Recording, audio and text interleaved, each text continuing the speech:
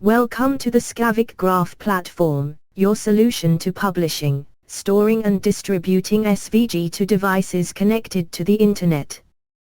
The objective of this demonstration is to explain the workings and benefits of our database Virtual SVG repositories over the conventional flat XML file archiving. The Virtual SVG is defined in a database schema of a repository and not in limited conventional static XML files. Its compositions, namely symbology, has static elements, namely shapes, symbols and text that are manifested in database tables. Its configured instances, namely contexts, has dynamic elements, namely links, backgrounds, articles, animations and effects. The server's static XML algorithm merges XML composition elements, and wraps specific elements with links and appends backgrounds and articles. The interactive SVG is generated by wrapping the SVG with HTML and JavaScript at runtime on request from a browser. The processing descriptors, namely effects and animation parameters, are also manifested in database tables. The server's dynamic scripting algorithm produces JavaScript that asserts dynamic event-driven behavior, decorating elements with effect filters and manipulating properties for animation along a timeline.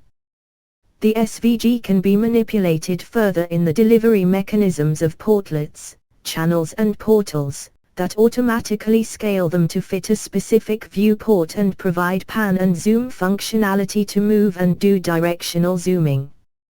This SVG document illustrates what the final SVG document looks like once the elements from a composition, namely symbology, are appended by a configured instance, namely context.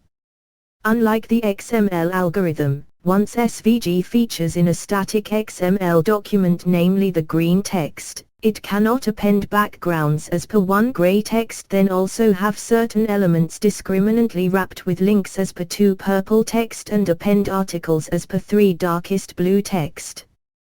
This is strictly only possible when creating a virtual SVG document, which can be further appended with JavaScript as per 4 and 5 brown text and finally wrapped in HTML as per blue text.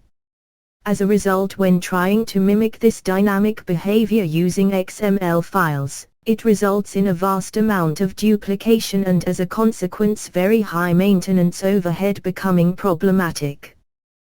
The only advantage that XML files have is that they can be downloaded as is, without any significant CPU processing to generate them. Unlike the virtual SVG requiring a moderate amount of CPU processing to generate them, but has minimal maintenance overhead.